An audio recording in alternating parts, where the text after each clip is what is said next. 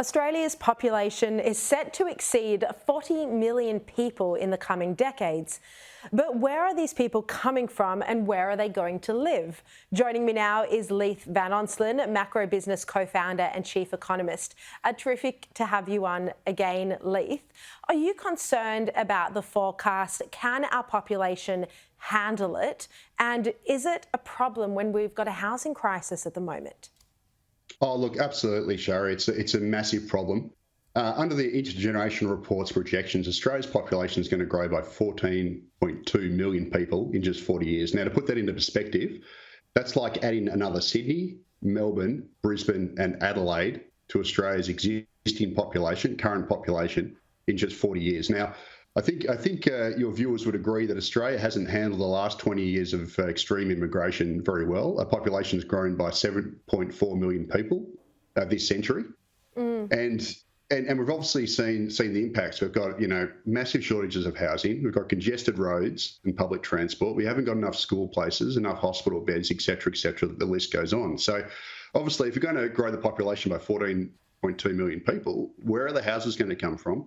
Where's the infrastructure going to come from? It was only 4 years ago that we were experiencing a severe drought, and Sydney was coming close to running out of water. So what are we going to do next time drought comes around and we've got literally 14 million more people here? Sure, we can build wall-to-wall desalination plants, but that's very expensive. That's also environmentally destructive. And my final point is the Albanese government has committed us to net zero by 2050. Now, how are we going to achieve net zero when the population has grown by more than 50%? And the built environment, so housing and infrastructure, actually accounts for a quarter of Australia's carbon emissions on its own. So we're going to have to build 5.5 million homes, as well as a whole bunch of infrastructure, which is obviously going to blow our carbon budget out of the water. So the whole thing doesn't make sense. And it's a recipe for a high-rise future where everyone's living in high-rise slums, basically suffering a degraded environment and degraded living standards. Leith, you've written a report that Australia has chosen this population growth strategy over productivity growth. We're also seeing the intergenerational report that's going to be handed down on Thursday this week that goes to some of these issues about productivity, how it's been declining. What does this show about how the slowing productivity is going to affect our living standards? Yeah, so basically, look, there's nothing new in this report. We've known about Australia's demographic challenges for literally decades, that Australia's got an ageing population. And what that effectively means is we're going to have an expanding, base of old people versus taxpayers. But this has been known for years. And the problem with it is immigration doesn't solve this problem. It doesn't actually solve it, because what it effectively means is that, yeah, sure, you can solve population, you can delay population aging, but those migrants that go old.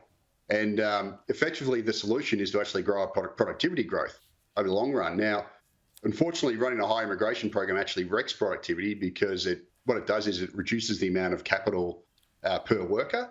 And we've seen this, and what it means is if the population is growing faster than the business investment, the housing supply and infrastructure, it effectively means that you have more congestion across the economy and productivity actually goes down. So unfortunately, look, Australia does need to lift its productivity, but the federal government's gone the lazy approach just by bringing in a whole bunch of people, rather than actually addressing the root causes through tax reform and other things.